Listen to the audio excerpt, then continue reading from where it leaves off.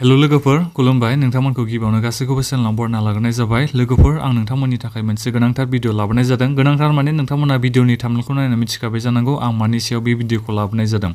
जोंहा BTR सरकारनिफ्राय साख्रि ओंखारना फैदों ग्रेड 3 ग्रेड 4 नि साख्रि ओंखारना फैदों होननानै नोंथांमोना गोबां निउस नुबाय जानांगौ नोंथांमोनाथ' सानदों जानांगौ जेनेबा BTR सरकारनिफ्राय गोबांथार साख्रिनि भेकेन्सिनि थाखाय जोंहा साख्रि ओंखारना फैदों होननानै नोंथांमोना गोबां मानसिफ्रानो सानदों जानांगौ मानो होनोबा निउस होग्रा बिथांमोना खैथा साख्रिनि भेकेन्सिनि थाखाय साख्रि ओंखारना फैदों बेखौ बिथांमोना डिटेल्सै खोन्थाहराखै साख्रिखौ एप्लाइ खालामनो थाखाय फरायनाया बेसेबां जानांगोन बेफोरखौ नोंथांमोना मिथिनो हायाखै एबा निउसनि गेजेरजों बिथांमोना खोन्थायाखै दा बेनिखायनो आं बे भिडिअनि गेजेरजों नोंथांमोननिसिम खोन्थाहरगोन बे BTR सरकारनिफ्राय जोंहा मा साख्रिनि नामनि थाखाय भेकेन्सि ओंखारना फैदों खैथा पस्टनि थाखाय फैदों आरो बेजों लोगोसे फरायनाया बेसेबां नांगौ सेलेक्शन प्रसेसआ माबायदि जागोन आं बेखौ नोंथांमोननिसिम खोन्थाहरनो सानदों गासिबो नोंथांमोना बेनिखायनो बे भिडिअखौ जोबजासिम नाय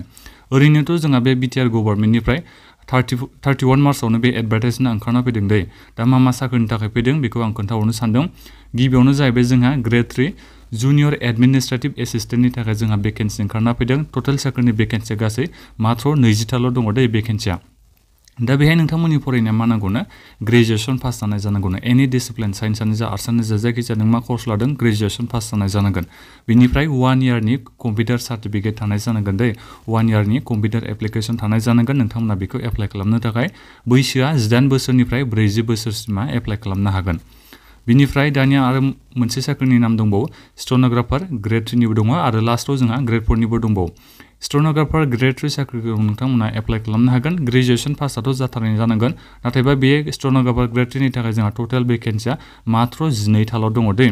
बिनिफ्राय आरो बेहाय ग्रेजुएसनजों लोगोसे नोंथांमोननियाव माखासे सार्टिफिकेट थानांगोन जेरै स्टेनोग्राफिनि नोंथांमोननियाव सार्टिफिकेट थानाय जानांगोन ITI थानाय जानांगोन बेफोरखौ बेहाय लिरनानै होदों नोंथांमोना बेहाय नायबानो जाबाय जायफोर नोंथांमोननाव स्टेनोग्राफिनि सार्टिफिकेट दङ नोंथांमोना एप्लाइ खालामनो हागोन दे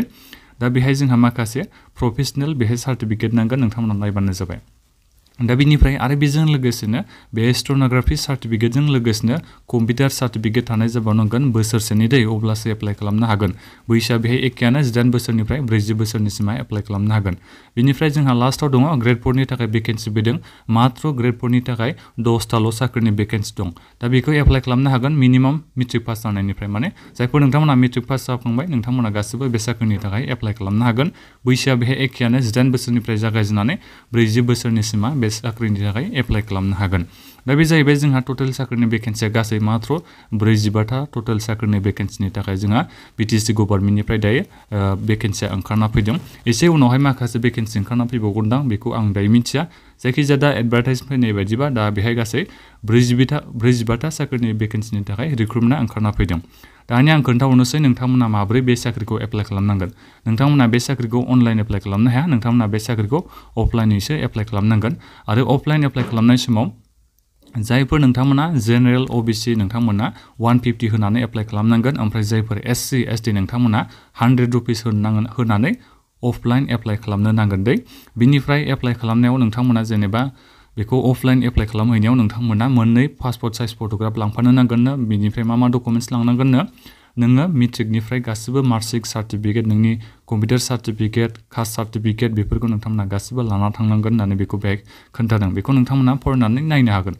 बिनिफ्राय जोंहा दा सेलेक्शन प्रसेसआ माबायदि जागोन सेलेक्शन प्रसेसआ जोंहा रिटेन टेस्ट बिनिफ्राय भाइभा लानाय जागोन बेखौ नोंथांमोनसिम बेहाय लिरनानै होदों दै नायबानो जाबाय बिनिफ्राय जोंहा मोनसे खोथा दै लास्टआव जोंहा ग्रेड 4 नि साख्रि दंमोन ना बे ग्रेड 4 साख्रिनि थाखाय जोंहा मात्र भाइभा टेस्टल' जागोन दै माने इन्टारभिउल' जागोन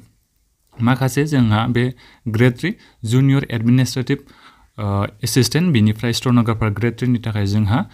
रिटेन टेस्ट जागोन बिनिफ्राय जोंहा भाइभा जागोन माने इन्टारभिउ जागोन दै नाथायबा ग्रेड 4 साख्रिनि थाखाय जोंहा मात्र इन्टारभिउल' जागोन बेखौ बेहाय खोन्थादों जोंहा रिजार्भेसन दङ रिजार्भेसना जोंहा नोंथांमोना नायनो हागोन 6 शिड्युलनि नर्म्स बादियै रिजार्भेसना दङ